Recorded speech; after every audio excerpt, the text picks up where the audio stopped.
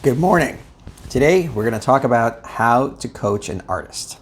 So who's the artist in your organization? It could be a brilliant coder, it could be a marketing genius, it could be anyone who's doing creative work.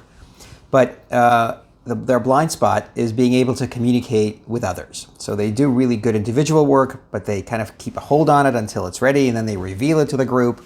And then the group wants to make changes, and then things get frustrated because people feel they weren't communicated with, they didn't know ahead of time, they couldn't plan for it, etc. So they show up as difficult people, but inside their own minds, they're just creative types, and they're doing artistic work. So how do you give them feedback, and how do you coach them? So first of all, let's just imagine that we're all on a continuum, and we're all working from our artistic place here to our political place here, and we really need the entire gamut. So here we have these brooding artist types who produce really good work but don't play well with others. And here we have only people who play well with others but don't produce any work. And of course, we need everyone in the middle. And so we need people to do output as well as to communicate. So how do you coach them?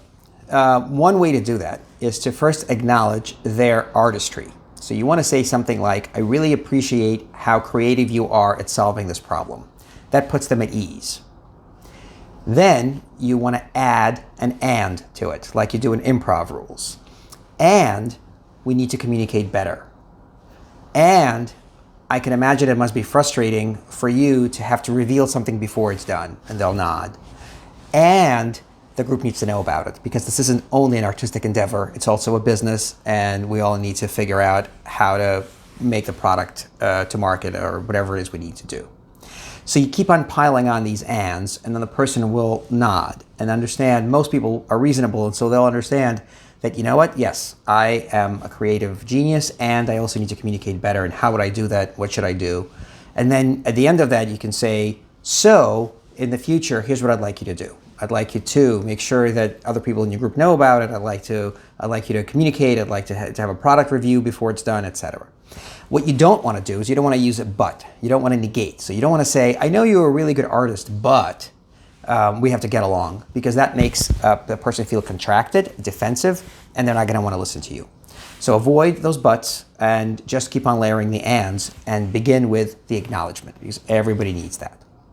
So what I'd like you to do is think about who are the people in your group who will benefit from this, and have at least one conversation like that, where you acknowledge them and you use the ands to further your message.